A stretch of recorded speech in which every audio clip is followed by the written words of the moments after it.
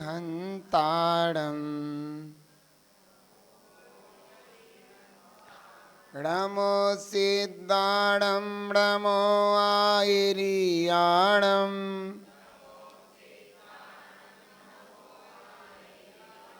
णमो उवज्झायाणं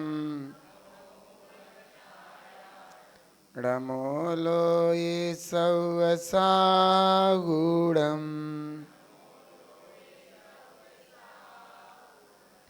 बोलो 2400 तीर्थंकर भगवान की, बोलो महावीर भगवान की, पंच परमेष्टि भगवान की, जिनवाणी माता की, गौतम गणधर देव की, आचार्य श्री कुंद कुंद स्वामी की, आचार्य श्री शांति सागर जी महामुनिराज की, आचार्य गुरुदेव श्री धर्म भूषण जी महामुनिराज की, आचार्य श्री सम्यक्त भूषण जी महामुनिराज की।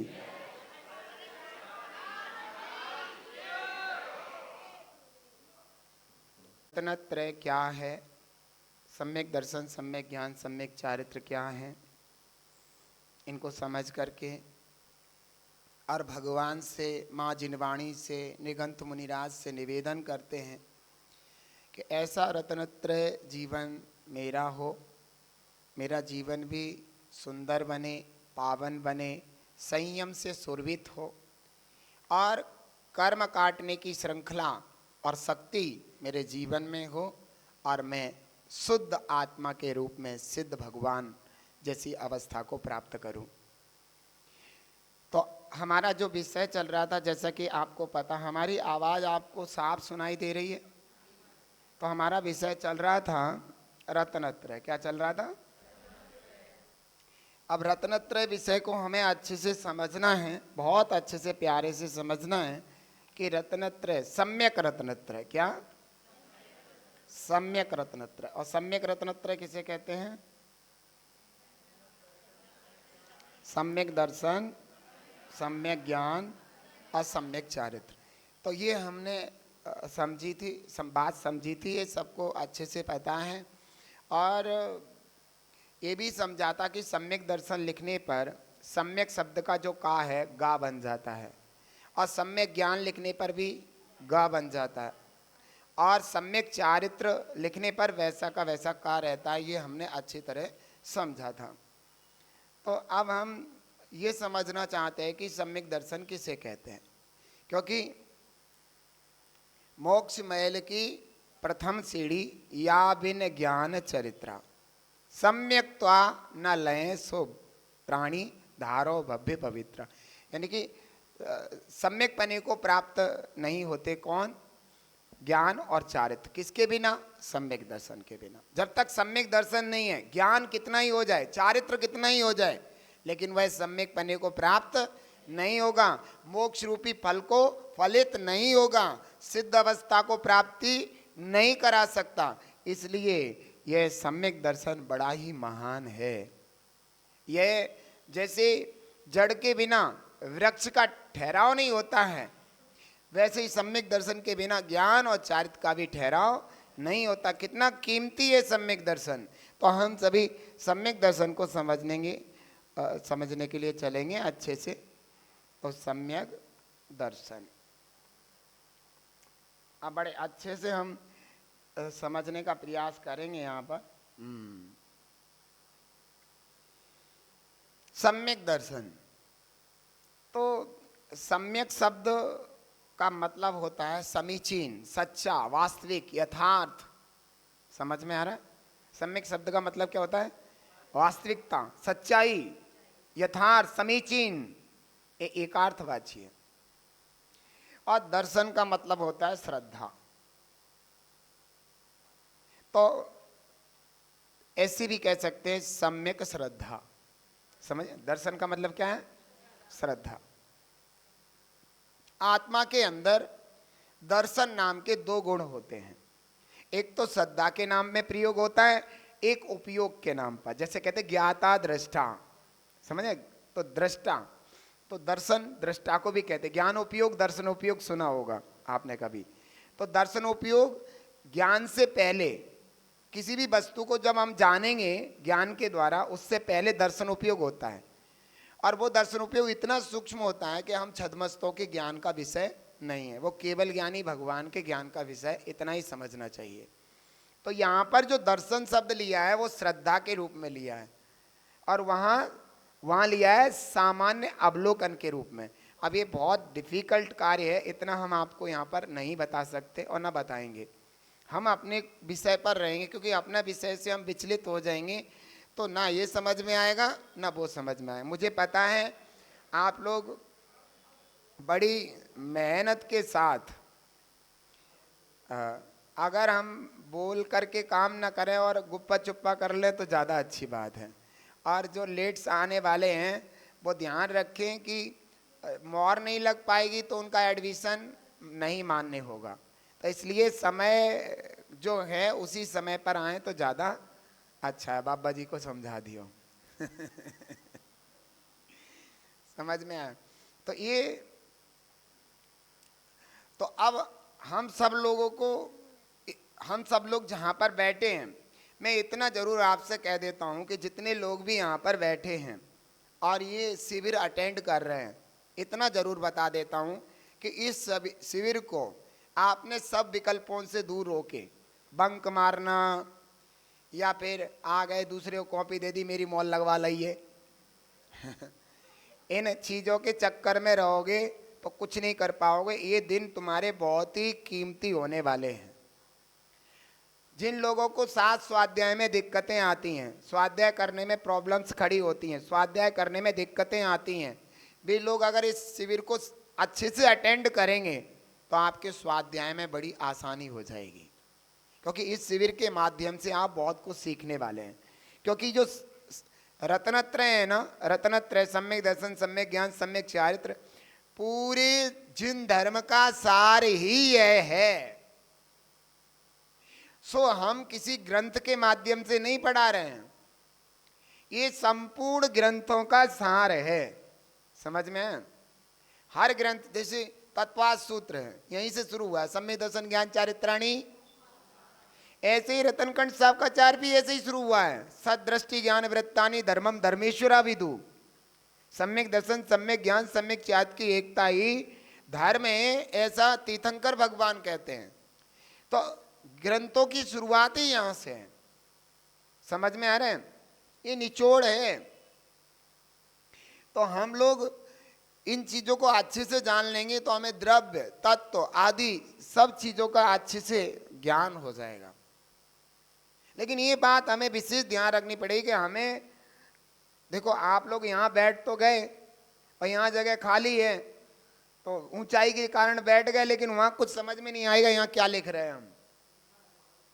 नहीं दिख रहा, हमें नहीं दिख रहा, यहाँ से तुम्हें कैसे दिख जाएगा? वहां से नहीं होएगा ऐसे। वहां बैठो, जगह बहुत है, मुड्डा डाल लो और वहां बैठो, क्योंकि ऐसे फालतू में बैठने से कुछ पाया नहीं। भैया आ जाओ इधर ही, वहां से कुछ नहीं दिखने का, हमारी पीठ दिखने की बस। ये मुड्डा रखा वहां पे लेके बैठो जिससे कि आपको दिखे। वहां बैठने से आनंद नहीं आएगा। फिर भी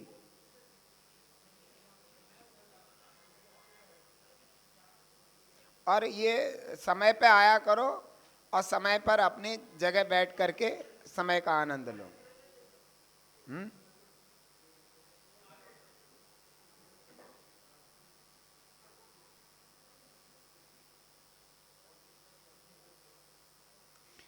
कैसे दिख जाएगा? हमें ये नहीं समझ में आ रहा, वहां से कैसे दिख जाएगा?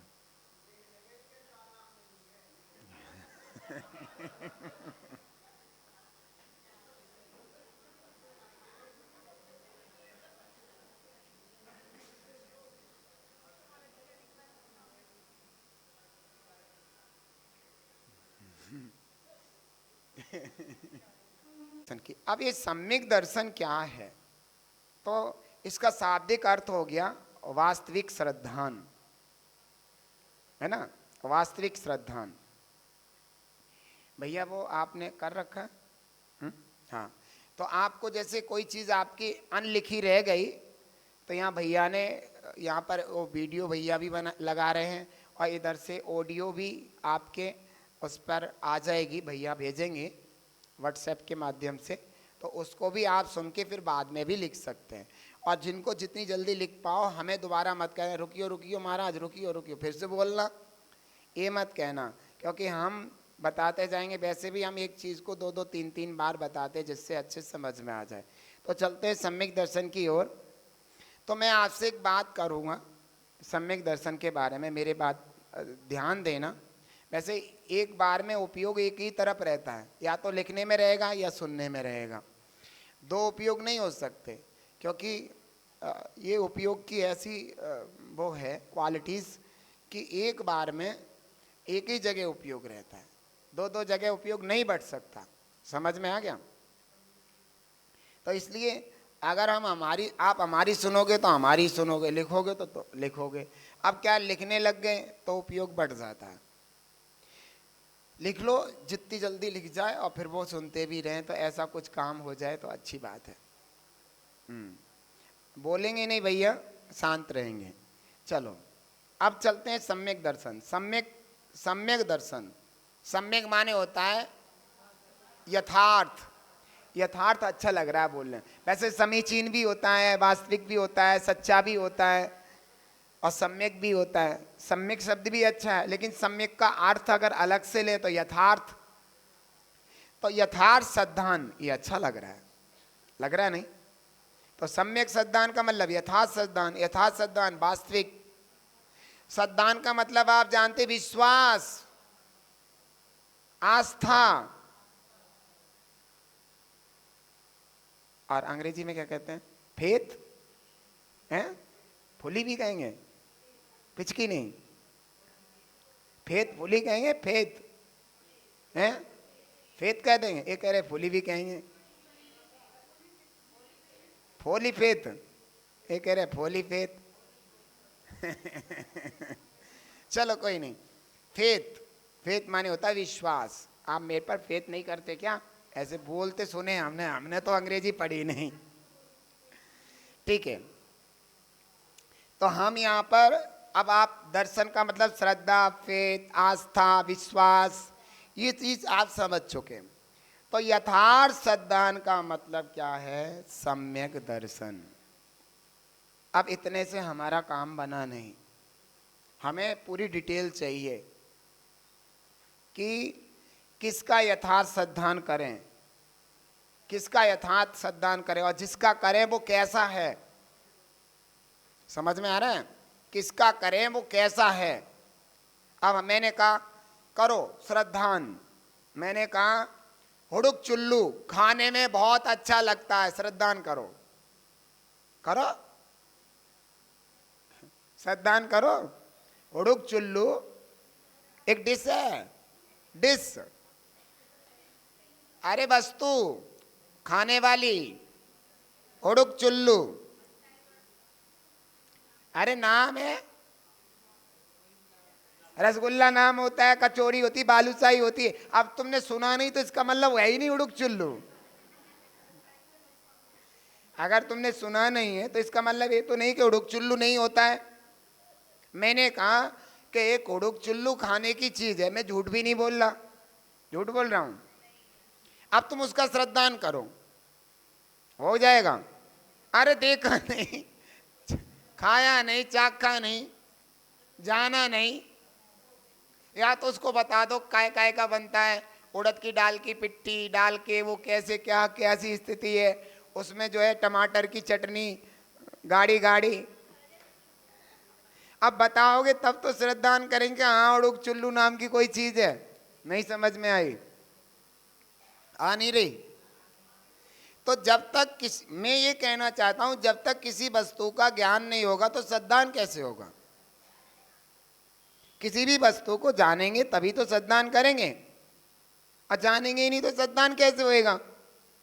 तो ऐसे ही हमें सम्यक दर्शन को भी जानना है और सम्यक दर्शन के विपरीत मिथ्या दर्शन को भी जानना है, उससे बचना है, उसको ग्रहण करना है। ये दोनों चीजों को समझ करके तब हमारा काम बनने वाला है। तो सबसे पहले हम जानेंगे सम्यक दर्शन किसे कहते हैं। तो सम्यक दर्शन किसे कहते हैं अगर हम ऐसी बात कहें तो सीधी बात आती है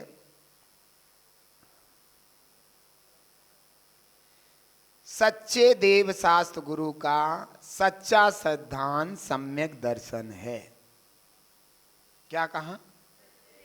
सच्चे देव, सच्चे शास्त्र, सच्चे गुरु। तो सच्चे देव शास्त्र गुरु का सच्चा सिद्धांत सम्यक दर्शन है।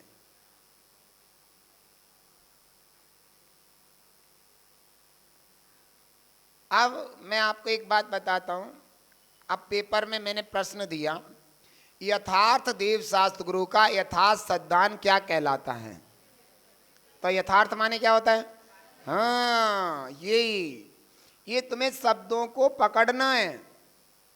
समीचीन देव शास्त्र गुरु का समीचीन सिद्धांत करना। तो समीचीन बताए ना, सम्यक का सम्यक शब्द के अर्थ समीचीन, यथार्थ, वास्तविक, सच्चा, ये हमने आपको बता दिया। परमार्थ भी कहते हैं इसको। परमार्थ माने भी सच्चा होता है, समझ में? परमार्थ, वास्तविक, समझ में आ गया? तो ये इतने सारे शब्द इसके अर्थ हो गए। ये भी हमें पता होना चाहिए। जब हम शास्त्र पढ़ते हैं तो ये शब्द आते हैं, हम विचलित हो जाते हैं कि भाई ये क्या मतलब हो सकता है इनका। तो इसलिए ये हमें सब यहाँ पर सीखना है।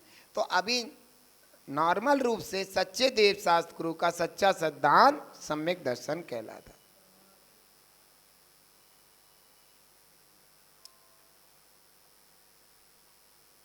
अब प्रश्न एक और उठ गया, ये सच्चे देव शास्त्र गुरु क्या होते हैं? ये प्रश्न उठा नहीं? अरे सच्चे देव शास्त्र गुरु का सच्चा सिद्धांत सम्यक दर्शन है, तो ये सच्चे देव शास्त्र गुरु क्या होते हैं? हमें सम्यक दर्शन प्रकट करना है अपने आप में, तो सच्चे देव शास्त्र गुरु को जानना पड़ेगा, नहीं जानना पड़ेगा? तो हम चलते हैं सच्चे देव शास्त्र गुरु के पास। तो सबसे पहले सच्चे देव, सच्चे शास्त्र, सच्चे गुरु, तीनों को एक साथ तो बता नहीं देंगे। तो पहले किसको बताएं? सच्चे देव को बताएंगे। तो हम सच्चे देव की तरफ अगर चलें तो सच्चे देव किसे कहते हैं? तो कहेंगे जो भीतरागी हो, सर्वज्ञ हो, हितोपदेशी हो, उन्हें क्या कहेंगे? अब ये लिखा तो ऐसा नहीं है, हैं? तो ये ध्यान रखना, ये कोड नंबर चलेंगे तो आप समझ लेना, समझ गए ना? ये ऐसे ही चलेगा। अब इतनी जल्दी जल्दी कैसे लिखेंगे, गलत भी हो सकता है। तो जो भीतरागी हो, सर्वज्ञ हो और हितोपदेशी हो, उन्हें क्या कहेंगे? अब ये और प्रश्न उठ गए बहुत सारे। अब भीतरागी क्या होते हैं, सर्वज्ञ क्या होते हैं और हितोपदेशी क्या होते हैं? ये तो प्रश्न पर प्रश्न। गुरु तो बाद में आएंगे, शास्त्र तो बाद में आएंगे। देव के इतने सारे प्रश्न उठ गए कि सच्चे देव की जो 3 मुख्य पहचान बताई, चिन्ह बताए कि जो भीतरागी हो, सर्वज्ञ हो, हितोपदेशी हो, वो सच्चे देव हैं। अब भीतरागी कौन होते हैं, सर्वज्ञ कौन होते हैं, हितोपदेशी कौन होते हैं, ऐसा प्रश्न चिन्ह उठ गया है। हाँ, तो सबसे पहले हम देखते हैं भीतरागी कौन होते हैं, है ना?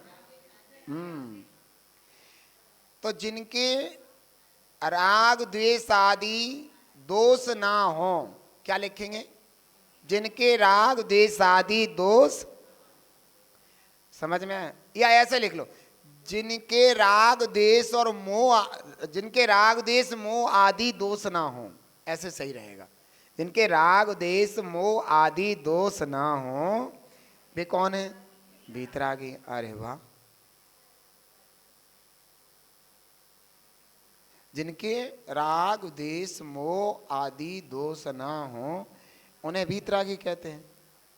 अब राग किसे कहते हैं? राग उसे कहते हैं, मैं बताऊं। जैसे मान लो आप 5,000 रुपए की चप्पल लेके आए और शिविर में इसलिए पहन करके आए, शिविर में बहुत सारी लेडीज आवेंगी, देखेंगी। अब 5,000 रुपए खर्च हुए हैं, तो अपनी पॉकेट मनी से हुए, ये भी पैसों से राग था। वो चप्पल ली तो चप्पलों से भी राग है। अब वहाँ उतार दी, क्योंकि मंदिर में तो ला नहीं सकते हैं, अंदर उतारनी तो वहीं पड़ेगी। और दिख भी नहीं रहा, पीछे देख भी रहे हैं, दिख रहा नहीं, पीछे दिख भी नहीं रहा। अब उन चप्पलों से राग है कि नहीं? अब राग है तो यहाँ आकुलता ही बनी, आज ही तो ली थी, आज ही तो ली थी। कोई ठा ना ले, उठा नहीं, ठा ना ले। समझ में आ गया? अब बड़ी दिक्कत हो गई कि चप्पल रखी है, आज ही ली है, अब 5,000 रुपए कैसे जोड़े थे, कभी 100 मिले कभी 50, ऐसे करके जोड़े, एक बार में ही चले गए। अब चप्पल बहुत अच्छी है, आधी लेडीजों ने देखी, पूरी नहीं देखी, पूरी चप्पल है, कैसे बताएं खोए गई तो ऐसी थी। बड़ी दिक्कत है। तो चप्पल पैसों से आई, पैसे से मुझे राग था, पैसे हमने बड़ी मुश्किल में इकट्ठे किए थे, तो चप्पल से भी राग है, और चप्पल से राग है तो यहाँ पे दुख दुखी लग रही, को उठा ना ले जा। अब वो दुख दुखी दुख है, नहीं समझ में आए? जो अंदर पीड़ा है, कोई उठाने ले, विकल्प बना हुआ, वही दुख है, समझे? वही दुख है। तो वो दुख काय के कारण है? राग के कारण। राग किससे? चप्पलों से। क्यों? वो पैसन से आई। पैसा कैसे इकट्ठे हुए? बड़ी मुश्किल से। समझ में आया? तो राग के कारण दुख है। और कभी कभी तो ये भी, भगवान जी आप ध्यान रखना। क्यों, क्या दिक्कत है? भगवान जी जब दुकान के शटर का ध्यान रख सके, तुम्हारी गाड़ी का स्टीयरिंग का रख सके, तुम्हारे घर की दहलीज का रख सके, जब सारा ध्यान तुम्हारे भगवान रखे, तो चप्पल का ध्यान रखने में क्या दिक्कत है भगवान को? समझ में आ रहा है? तो यहां तक उतर आता है वो राग के कारण कि भगवान जी बस आपकी कृपा बनी रहे, चप्पल बनी रहे मेरी। तो मैं आपसे कह रहा हूं, इतने सारे विकल्प चप्पल की वजह से। क्यों? चप्पल के प्रति राग होने से। तो रागी जो व्यक्ति होता है वो दुखी होता है। कैसा होता है? दुखी होता है। अब चप्पल, एरोप्लेन उड़ा दूं तो वो उन्हें समझा दो, वो लगा दे, तो समझ गए? अब क्या होता है? चप्पल जिसने ली, पता चला कि चप्पल मेरी चोरी हो गई, कौन ले गया? पता नहीं, कोई ले गया। उसकी माँ मर जा, उसकी बहन मर जा, वो मर जा, हे भगवान उसका कबाड़ा हो जा, अगर मेरी शाम तक चप्पल पहुंचा दे मेरी। ऐसे भाव होते हैं, आपको पता नहीं है। ऐसी स्थिति बनती है रागी जैसी जीवों की, और आपकी भी बनती है। ये तो चप्पल है, 10 तोले का सोने का हार कहीं गिर जाए तब भी देखेंगे तुम्हारे भाव कैसे होते हैं। हे भगवान जिसे मिले वो अंधा ही हो जा, ऐसे भाव तक हो जाते हैं व्यक्ति के। आप देखिए, तो राग के कारण क्या हुआ? द्वेष। जिस वस्तु से मुझे राग था, उस वस्तु को किसी ने गुम किया, चुराया, ले गया, मेरे से छीन ले गया, कुछ भी करा, तो वो जो है वह उस व्यक्ति के प्रति हमें क्या हो जाएगा? द्वेष। और जब तक उस व्यक्ति का बुरा ना हो जाए या हमारी चप्पल वापस ना दे जाए, तब तक उसके प्रति बुरे भाव रहते हैं मेरे। तो द्वेष के कारण हम दुखी रहते, बुरे भाव, दुखी होते रहेंगे, अंदर से पीड़ा होती है। ऐसे में आदमी को बीपी भी बढ़ जाती है, शुगर भी बढ़ जाते हैं। टेंशन क्यों होती है? ये आपको पता है? जब हमें किसी से पैसे लेने हो, दे नहीं रहा हो, तो रात रात तक सोचते रहते हैं कैसे पैसे आए, कैसे पैसे आए, कैसे पैसे आए, पैसे फंस गए, कैसे पैसे आए, कैसे। तो रात रात तक जागते रहते हैं, शुगर हो जाता है, डिप्रेशन, हिस्टीरिया और बीपी हाई लेवल तक पहुंच जाते हैं ऐसी स्थिति में। आपको पता है? बताओ, ऐसी स्थितियां घटित हो जाती हैं। तो ये दुखी तो है। इस दुख का मूल कारण क्या हुआ?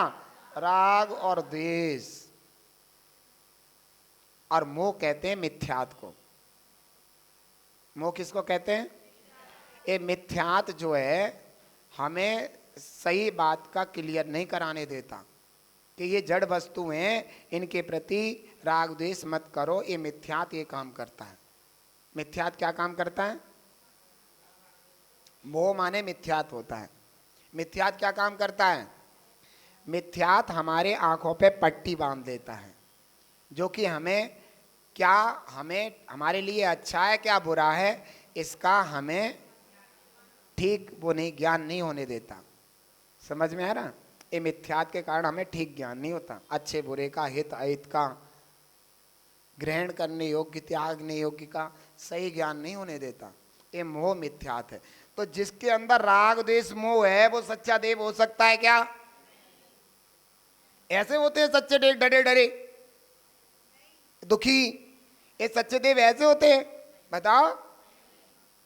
जो दुखी हो, राग के कारण दुखी, द्वेष के कारण दुखी, मिथ्यात के कारण दुखी, ये ऐसे देव सच्चे देव हो सकते हैं? हैं? बताओ। तो सच्चे देव की मुख्य पहचान है वीतरागी होना चाहिए, अर्थात राग द्वेष मोह आदि विकारों से रहित होना, इस सच्चे देव की पहचान है पहली। अब क्या होता है, जो वीतरागी होगा, समझ गए? अब वीतरागता का मतलब क्या होता है? वीतरागी जीव कब होगा? जब अपनी आत्मा में लीन हो जाएगा। कब होगा वीतरागी? जब अपनी आत्मा में लीन हो जाएगा। और जब तक अपनी आत्मा में लीन नहीं है तब तक वो वीतरागी नहीं है। दिगंबर मुनिराज जब ध्यान के माध्यम से अपनी आत्मा में लीन होते हैं तब वो वीतरागी कहलाते हैं। समझ में आ गया क्या कहा? दिगंबर मुनिराज ध्यान के माध्यम से अपनी आत्मा में लीन हो जाते हैं तब वे वीतरागी कहलाते हैं। और इस वीतराग अवस्था को शुद्धोपयोग, आत्मलीनता, स्वरूपाचरण चारित्र, यथाख्यात चारित्र, ये सब चीजें इस वीतरागता को ही कहते हैं। समझ में? वीतरागता इजकल टू शुद्धोपयोग, आत्मा में लीनता, आत्म स्थिरता, स्वरूपाचरण चारित्र, यथाख्यात चारित्र। मतलब मैंने ये बता दिया वीतरागता का मतलब ही होता है। अब इनमें से आत्मा में लीनता तो सब जानते हैं, ये तो नॉर्मल शब्द है कि आत्मा में लीन हो गए, भगवान आत्मा में लीन है, ये तो जानते हैं सब। तो जो आत्मा में लीनता है वही स्वरूपाचरण चारित्र है, और मैं शब्दों को बता रहा हूं, जो आत्मा में लीनता वही स्वरूपाचरण चारित्र है, वही शुद्धोपयोग है। ये एकार्थवाची है। जैसे हमने सम्यक शब्द का अर्थ बताया था ना, समीचीन, यथार्थ, वास्तविक, सच्चा, परमार्थ बताया था ना, ऐसे ही वीतरागता के अन्य पर्यायवाची नाम वीतरागता के शुद्धोपयोग, आत्मलीनता, यथाख्यात चारित्र और स्वरूपाचरण चारित्र, और एक और लिख लो, शुद्धात्म प्रकाशन। शुद्धात्म प्रकाशन, प्रकाशन प्रकाश, ये सब वीतरागता के पर्यायवाची हैं। समझ में आ गया? ये सारे आप कभी कहीं शास्त्रों में कुछ कुछ चीजें आती हैं, सो मैंने आपको बता दी, कहीं कुछ आती हैं कहीं कुछ आती हैं शास्त्रों में चीजें, तो मैंने आपको बता दिया कि ये चीजें आवे तो वही समझना। नहीं आई समझ में? और ये किसको हो सकता है? क्या बताया मैंने किसको हो सकता है? वीतरागता किसको हो सकती है? शुद्धोपयोग किसको हो सकता है? स्वरूपाचरण चारित्र किसको हो सकता है? आत्मा में लीनता किसको हो सकती है? यथाख्यात चारित्र किसको हो सकता है? शुद्धात्म प्रकाशन किसको हो सकता है? समझ में आ गया? ये बात अपने दिमाग में रख लेना। अब ये चीजें मैं आपको बताऊं, जब मुनिराज अपनी आत्मा में लीन होते हैं तो वो दशा वीतरागता की होती है। काय की होती है? समझ में आ गया? अब मैं आपको गुणस्थान की बात हम कहें तो गुणस्थान जब तक हम नहीं समझेंगे तब तक बड़ी दिक्कतें रहेंगी, अब ये सोच रहे गुलिस्तान समझाएं नहीं समझाएं। और गुलिस्तान अगर हम समझाते हैं आप लोगों को तो पूरा एक दिन जाएगा। तो देखते हैं, चलो एक दिन नहीं, मतलब एक एक दिन का 1 घंटा। तो गुलिस्तान की अपेक्षा देखा जाए तो 10वें गुलिस्तान तक राग रहता है। कौन से गुलिस्तान तक? और 10वें गुलिस्तान के अंत में वीतरागता होती है।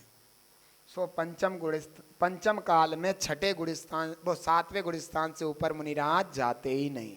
अब बताओ, ऐसी वीतरागता यथा क्या चारित्र यहां नहीं है, इसलिए मोक्ष नहीं है। क्योंकि वीतरागता होगी तो सर्वज्ञता होगी, और सर्वज्ञता होगी तो उस वही हितोपदेशीपना होगा। अभी पहले ये बताओ, छोड़ो छोड़ो, देखो मैं चाहता हूं मैं आपको समझाऊं एन कैन प्रकारेण, इफ एंड बट, सब तरीके से। ये बताओ वीतरागता किसे कहती है, ये समझ में आया कि नहीं आया? तो सीधी बात है, आत्मा में लीनता का नाम वीतरागता है, और पर्यायवाची शब्द आपने लिख रखे। अब मैं ये कह रहा हूं, पहले फिर ये बता रहा हूं मैं, सर्वज्ञ किसे कहते हैं? जो सब कुछ जानते हो। सर्वज्ञ किसे कहते हैं? जो सब कुछ जानते हो। सर्वज्ञ किसे कहते हैं? जिनके जानने में कुछ बचा ना हो। समझ में आ गया? अब क्या ना बचा हो?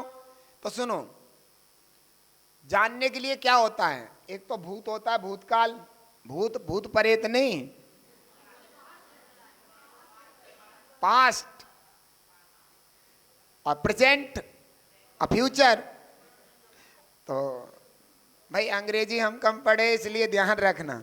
सुनो, एक तो भूतकाल होता है, एक भविष्य काल होता है, एक वर्तमान होता है। समझ में आ गया? तो भूतकाल, बीते हुए काल को भूतकाल कहते हैं, भविष्य काल आने वाले काल को भविष्य काल कहते हैं, वर्तमान काल जो चल रहा है। तो हम आपसे पूछे भूतकाल कितना बड़ा होगा? अनंत। क्या जवाब दोगे? भूतकाल कितना? अनंत। और भविष्य काल कितना? अनंत। और वर्तमान एक समय। अब एक समय किसे कहते हैं वो थोड़ा सा समझ लीजिए। तुम समझो एक समय, एक समय का मतलब 1 सेकेंड, 1 मिली सेकेंड, फिर भी और भी कोई सेकेंड होती है? नैनो, कानो, कहीं नैनो वाली नैन तो कानो वाली कान, फिर नक्को।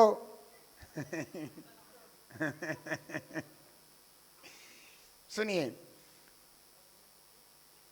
कहते हैं कि सबसे छोटा समय बताइए, कम से कम समय। ये मोटी इधर से उधर कैसी घूमने लग रही हो? एक जगह नहीं बैठा जाता तेरे पे। सुनो, ये जो एक समय है ना, 1 टाइम्स, ये समय की सबसे छोटी इकाई है, सबसे कम समय। इससे छोटा कुछ होता नहीं है। अब वो कितना बड़ा होता है? हम पलक झपकाते हैं ना, तो पलक झपकाते ऐसे समय अनकाउंटेबल हो जाते हैं पलक झपकाने में। अब आप समझ सकते हो, असंख्यात समय हो गए। कितना छोटा होता है एक समय, पलक झपकते ही ऐसे असंख्यात समय हो जाते हैं। एक पलक झपकाने पर जो ऐसे जो एक समय बताया, ऐसे असंख्यात समय हो जाते हैं। तो एक समय यानी कि असंख्यातवा हिस्सा। समझ गए? एक पलक झपकाने का असंख्यातवा हिस्सा कितना छोटा होगा? करोड़वा नहीं, लाख आदि नहीं, ये सब छोटे हैं। असंख्यात, अनकाउंटेबल। तो एक समय कितना छोटा होता है आप समझ गए होंगे? नहीं समझ में आए? तो वर्तमान मात्र एक समय का होता है। वर्तमान हाँ एक समय को होता, उससे पहले भूत होता है, उसके बाद भविष्य होता है। समझ में आ रहा है? अगर सही रूप में देखा जाए, सूक्ष्म रूप से बात की जाए, तो एक समय का वर्तमान, उससे पहले का भूत और उससे बाद का भविष्य। तो अनंत भूत और अनंत भविष्य और वर्तमान एक समय, ये सब सर्वज्ञ भगवान जानते हैं। कितने टाइम में जान लेते हैं? वन टाइम में ही जान लेते हैं। एक समय मात्र काल में ही भगवान ये सब कुछ जान लेते। कितनी अच्छी क्वालिटी केवल ज्ञान की होगी, सर्वज्ञता की। नहीं समझ में आया? एक साथ, एक समय में एक साथ जान लेते हैं का अनंत भूत को, अनंत भविष्य को और वन टाइम प्रेजेंट को, एक ही समय में। ऐसे नहीं ऐसा करा भूत, ऐसा करा भविष्य और फिर ऐसा करा तो वर्तमान। इसमें जब पलक झपकाने में असंख्या समय होगा तो ऐसा करे तो ये तो बहुत टाइम हो गया, ये तो वन टाइम में जानते हैं। समझ में आ गया? तो ऐसी क्वालिटी कब होती है? वीतरागता के बाद।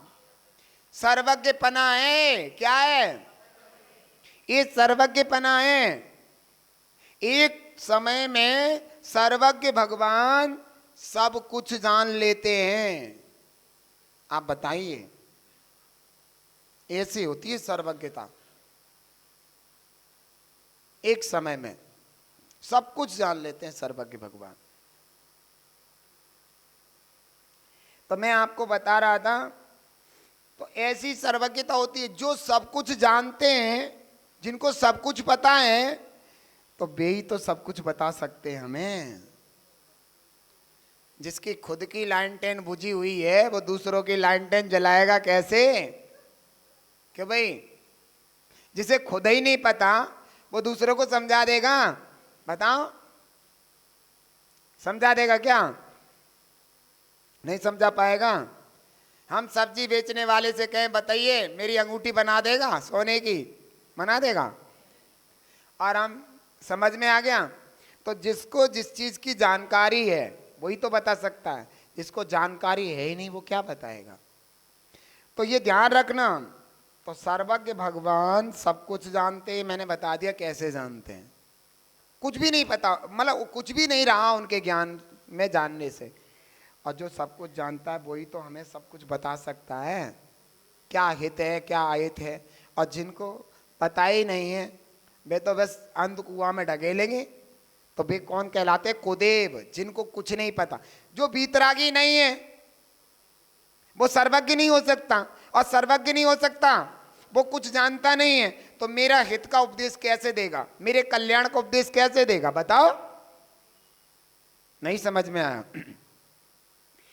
जो वीतरागी नहीं है, क्योंकि वीतरागता का फल है सर्वज्ञता। जब तक वीतरागी नहीं होंगे तब तक सर्वज्ञ नहीं होंगे। फिर लें, वीतरागी कब बनेंगे? जब तक निर्गंत दिगंबर मुनिराज नहीं बनेंगे। क्या? जब तक निर्गंत दिगंबर मुनिराज नहीं बनेंगे तब तक वीतरागी नहीं हो सकते। ये बात भी ध्यान रखना।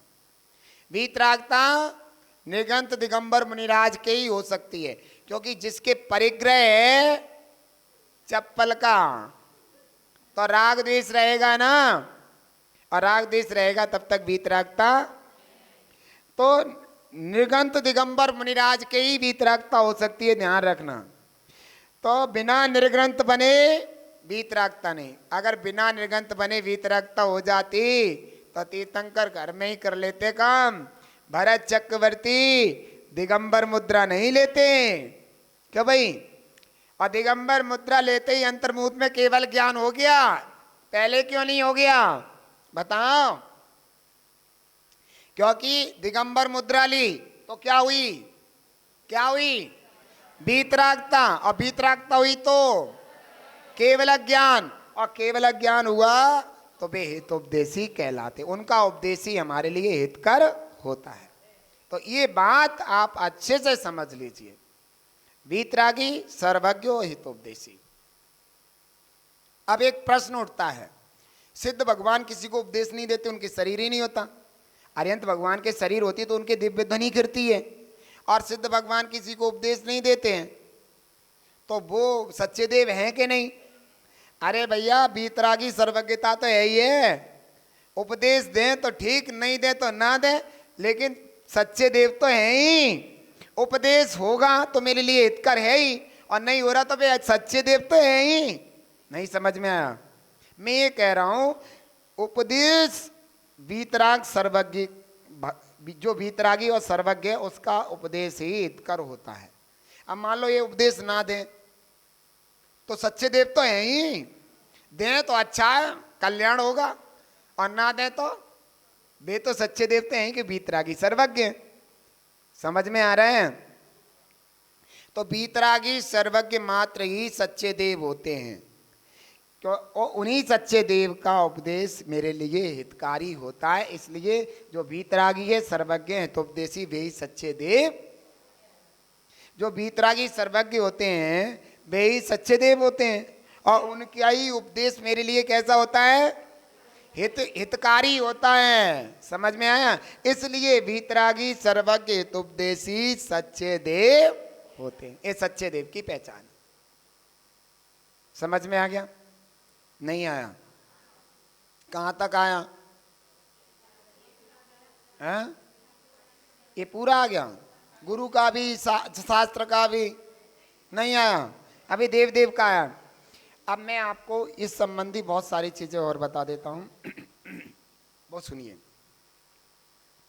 अब इससे क्लियर हो जाता है दुनिया में जितने भी राग विदेशी देवी देवता हैं वे सुखी नहीं है। अभी बताया राग देश से दुख होता है, बताया राग देश मोह के कारण दुख होता है, वे सुखी नहीं है। जो स्वयं सुखी नहीं मुझे सुखी कैसे कर देगा? कर देगा क्या? बताओ। किसी शराबी के पास अपने बेटे को ले जाओ कि शराब छुड़ा दे इसकी, पीना सीख जाएगा या छोड़ देगा? हुक्का सटकने वाले के पास ले जाओ, मेरे बेटे का हुक्का छुड़ा दो, छोड़ा देगा? कहते हैं कि भीख भिखारी सीख दे, व्यापारी व्यापार, पैसे रागी राग दुख, बीते राग सुखकार। भिखारी के पास जाओगे काय की शिक्षा देगा? एक कटोरा लेके बैठ जाओ और तुम देख लो, वो वाला आवे तो अल्लाह के नाम, दूसरा आवे तो फलाने के नाम, और जैनी आवे तो सावलिया पारस नाथ से कर भला विराजो जी, भला विराजो जी, के बब्बा देखो भला विराजो जी। जैनी आवे तो बात जैनी पैदा हो जाए, ले रुपया। वो सिखा, कौन सिखाएगा ये? और क्या सिखाएगा? वो जो करता है वही तो सिखाएगा। जैसा माथा वैसा टीका, जैसा ग्रुप आ रहा हो शकल देख ले कौन सा लग रहा है, बा उसी का नाम लेना शुरू कर दे। समझ में आ गया? हे सेठ जी तुम तो बड़ी हो, फलानो ढिमकाओ। तो भीख भिखारी सीख दे। भिखारी आपको व्यापार की शिक्षा नहीं दे सकता, भीख मांगने की दे सकता, और व्यापारी व्यापार की शिक्षा देगा। देगा नहीं देगा? व्यापारी के पास जाइए, भाई मेरा व्यापार नहीं चला, अच्छा एक काम कर लो, मेरा तो ये है और एक बहुत डिमांड है उस चीज़ की, अब मेरे पास तो एक यही पूर्ति नहीं हो पा रही, तू वो वाला कर ले। और सुन एक काम, कहते कि मेरे पास पैसे नहीं, पैसे नहीं, कोई दिक्कत नहीं है, वो माल उधार मिल जाता है 1 महीने का, और कुछ बेईमानी मत करिए, कुछ हम तेरी सहायता करवा देते, मैं जाके पहचान करवा दूंगा। तो व्यापार की शिक्षा दे दी नहीं देगी? व्यापारी ने व्यापार की शिक्षा दे दी। तैसे रागी राग दुख, और रागी के पास जाओगे तो हमें काय की शिक्षा देगा?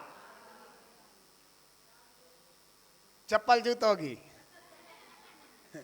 रागी के पास जाओगे तो हमें सुख की बात बता सकता है क्या? क्योंकि राग देश से तो दुख होता है। तैसे रागी राग दुख, और बीत राग सुखकार, और बीत राग भगवान के पास जाओगे तो सुख की शिक्षा मिलेगी। समझ में आ गया?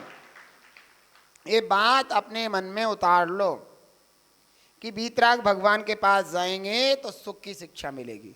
तो हमने वही वाली बात कही, तो इससे स्पष्ट हो जाता है रागी देसी देवी देवता हमें कभी सुखी। एक बात और बताएं, हम वीतराग भगवान की पूजा आराधना करते हैं ना, चाहे भले ही हमें मोक्ष का सुख ना मिले उस समय, लेकिन संसार के सुख भी उत्कृष्ट प्राप्त हो जाते हैं उनकी आराधना के पुण्य से। नहीं समझ में आया? भगवान की आराधना करते हैं ना, उससे इतना पुण्य होता, संसार के उत्कृष्ट सुख मिलते हैं, और उन सुख के उपरांत हमें मोक्ष सुख का भी प्राप्त हो जाता है। स्वर्ग मोक्ष दोनों सुख की प्राप्ति होती है। अब देखिए कितनी बड़ी चीज है कि जब तक हम भगवान की वीतरागी भगवान की आराधना कर रहे हैं और स्वयं वीतरागी जब तक नहीं होते हैं तब तक संसार के सुख मिलेंगे। कौन से? चक्रवर्ती, नारायण, प्रतिनारायण, स्वर्गों के देव, ऐसे हाई क्वालिटी के सुख मिलेंगे संसार के। समझ में आ गया? और परंपरा से जिस दिन हम निगंत मुनिराज बन करके उनके बताए अनुसार वीतरागी हो जाएंगे तो हमें मोक्ष सुख की भी प्राप्ति हो जाएगी। तो ये सारी चीजें हमें यहीं से मिल रही है, और इनके पास जाने से मिलेगा सपर पिटर लड्डू। दुख इज इक्वल टू दुख। क्यों? खुद दुखी है, खुद दुखी है, क्या देंगे हमें? आग के पास जाओगे तो फ्रिज जैसी ठंडक दे देगी, आग में जाकर के जमाओ कुल्फी आइसक्रीम, जम जाएगी, रबड़ी बन जाएगी। तो मैं रबड़ी का बहुत ध्यान रहता है। समझ में आ गया? तो ऐसी गर्मी में आग, मेरे कहने का मतलब आग के पास जाओगे आग मिलेगी, गंदगी के पास जाओगे बदबू मिलेगी, और खुशबू के पास जाओ खुशबू मिलेगी। वीतराग के पास जाओगे तो सुख मिलेगा, और रागी देसी के पास जाओ दुख मिलेगा। ये बुद्धि में घुसा लो, बुद्धि में नहीं, पुरुषों को बुद्धि में, महिलाओं को गुद्दी में। नहीं, मैंने इसलिए कहा कि मैंने सुना था कि महिलाओं की बुद्धि यहां पे होती है।